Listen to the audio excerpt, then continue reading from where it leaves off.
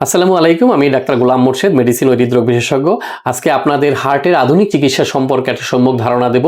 চিকিৎসার কতগুলো অনুষঙ্গ রয়েছে। যখন একজন হার্টের রুগীর হার্টের রক্তনালীতে ব্লকেজ ডিটেক্ট হয় অথবা হার্ট অ্যাটাক হয়, তখন আমরা এনজিওগ্রাম করে বা পরীক্ষা নিরীক্ষা করে তাকে কাউকে আমরা রেস্টেন্ট স্থাপনের পরামর্শ দেই। যাদের খুব বেশি সমস্যা থাকে তাদের ওপেন হার্ট সার্জারির পরামর্শ দেই এবং বলি যে আপনাকে হার্টের এই ঔষধগুলো সারা জীবন চালিয়ে যেতে হবে। এই যে তিনটি চিকিৎসার কথা আমি বললাম, এর বাইরে আপনাকে যেটি করতে হবে, কার্ডিয়াক রিহ্যাবিলিটেশন প্র্যাকটিস করতে হবে। লাইফ লং এই যে কার্ডিয়াক রিহ্যাবিলিটেশন, এটির প্যারামিটারগুলো কি কি? এটির প্যারামিটার হলো একটা হার্ট হেলদি ডায়েট আপনাকে মেনটেন করতে হবে। এই হার্ট হেলদি ডায়েট হলো কি? এটা হলো মেডিটেরেনিয়ান ডায়েট এবং প্লান্ট বেসড ডায়েট। আর এরপরে হলো আপনাকে ব্যায়াম করতে হবে। ব্যায়াম কি কি করতে হয়?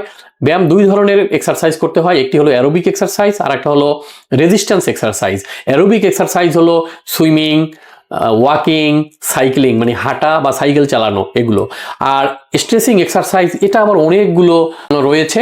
এই স্ট্রেচিং এক্সারসাইজ এগুলো শেখার জন্য আপনাকে কার্ডিয়াক রিহ্যাবিলিটেশন সেন্টারে গিয়ে শিখতে হবে। আমাদের দেশে শুধুমাত্র জাতীয় হৃদরোগ ইনস্টিটিউটে রয়েছে। এখানে সপ্তাহে 2 থেকে 3 দিন আপনাকে যেতে হবে এবং আপনি যদি 3 মাস গিয়ে প্রতি সপ্তাহে 2 থেকে 3 দিন যান এবং 3 মাস এটি প্র্যাকটিস করেন, তাহলে আপনার এটি রপ্ত হয়ে যাবে এবং আপনি এখান থেকে বেনিফিট পাবেন। আর যাদের এটা যাওয়া সম্ভব নয়, তারা আমাদের ওয়েবসাইটে অনলাইন কোর্স রয়েছে। এই অনলাইন কোর্সের যে অনেকগুলো ভিডিও আছে, এগুলো দেখে দেখে আপনি শিখে ফেলতে পারবেন এবং আপনি প্র্যাকটিস করবেন।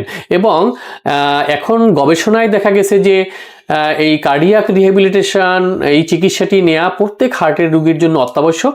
এবং এটি নিলে যাদের হার্টের ইজেকশন ফ্র্যাকশন কম, ইএফ কম, এই ইএফ 10 পর্যন্ত বাড়ানো সম্ভব হয়। এবং যারা এটি করছেন না, তাদের শুধুমাত্র ঔষধ দিয়ে অনেকেরই ইমপ্রুভমেন্ট হয় না।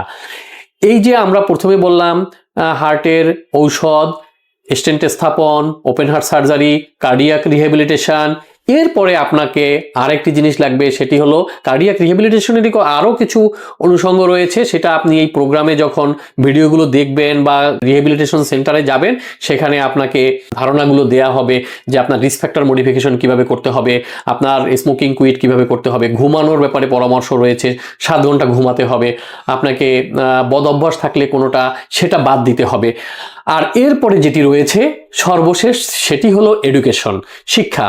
একজন হার্টের রোগী এবং তার পরিবারের সদস্যকে কিছু হার্টের রোগ সম্পর্কে ধারণা নিতে হবে এবং যাতে এই রোগী সারা জীবন ভালো থাকতে পারে সেজন্য কতগুলো জিনিস আপনাকে শিখতে হবে।